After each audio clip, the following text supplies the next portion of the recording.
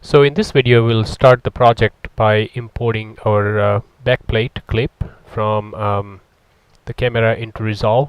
One thing I have added here since last video is ZBrush, because we are going to have a damage to the car, and that I will most likely do inside of ZBrush, so I'll bring that out in the video also when we do that. Anyway, so in Resolve, what are we going to do? So we have a couple of objectives in Resolve. One is re-encoding. We are going to do in two separate files. One is going to be avid, so that's DNxHD, and the second one is going to be EXR. Also, both of these files will be 10-bit rather than 8-bit files, so you will have a lot of color depth to work with.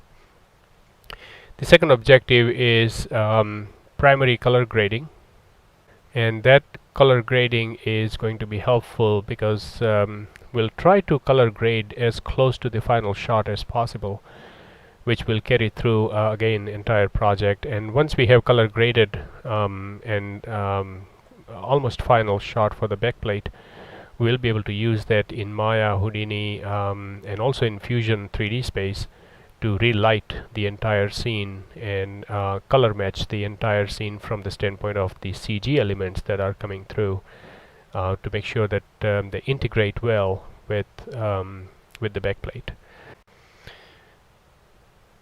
So we are in Resolve and we are going to start a new project. So let's have a new project workflow, and I'm going to name this the road scene. Create. So that would be let's see, we'll in final we have principal photography, and in there we have this particular clip. This is straight off the camera. We'll bring this and drag it into the media, and it's asking us to change the setting of the project, because the default project setting for Resolve is 24 frames, whereas what we have here, it says 23 frames here, but it's actually 23.976. So now we have this clip imported inside the bin. Let's go into the editing, and we have our clip here, and I'm going to bring this clip, double clicking it so it brings into this side of the screen. This is the media that we are getting ready to bring inside the project. I'm going to start right probably see there is a big shake here that I want to get rid of. That's useless. So I'm going to get that out and probably start right here when this car disappears. So we'll go from here. So I'll just put I for in, and for out I don't need to go all the way. I can probably stop when this car is just about to appear, which is right here, and that would be O for out. Now I can bring this clip onto my timeline, which is right here, and let's stretch the timeline a little bit so we can see it better.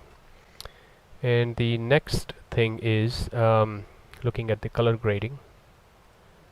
Go to the color grading workflow here, and we'll see how we want to color grade this this shot.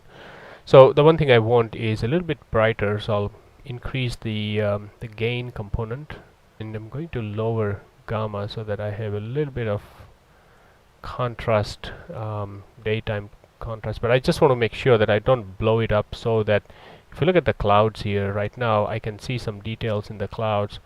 If I go farther, then everything is washed out. I don't want that, so I'll just leave it enough so that and again you can use this parade scope here to see how you want to adjust, but let's just leave it to this. And then gamma I'm going to reduce a little bit and just play it and see how it looks.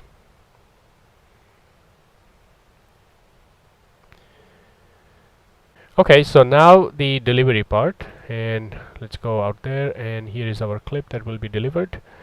Its default setting is QuickTime MPEG 4 videos, and I'm going to change that to TNX HD 1080p 10-bit. Frame rate is from the project setting, so we're going to leave that. I'm going to put a prefix in the file here, DVR, and then underscore, and it's going to be rendered in our default folder, which I have set up as a part of the project. It also gives you an option to create an additional output, which I'm going to use. And for that, I'll not use DPX, but let's see, we want EXR, and I'll leave this to no compression default, same as project. And the subfolder I would like, let's call this DVR underscore EXR.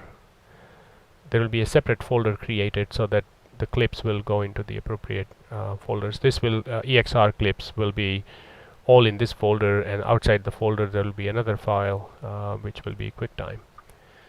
Okay, so add this to the render queue right here.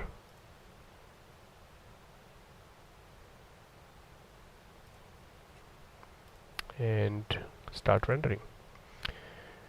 So there it goes. I was thinking about pausing the video, but it's going so fast that I really don't need to do anything. Now I'm also recording at 15 frames per second. So in my final shot, when it's everything done, I'll put a clip at the appropriate frame rate so you can see how it looks, rather than how it looks at 15 frames per second.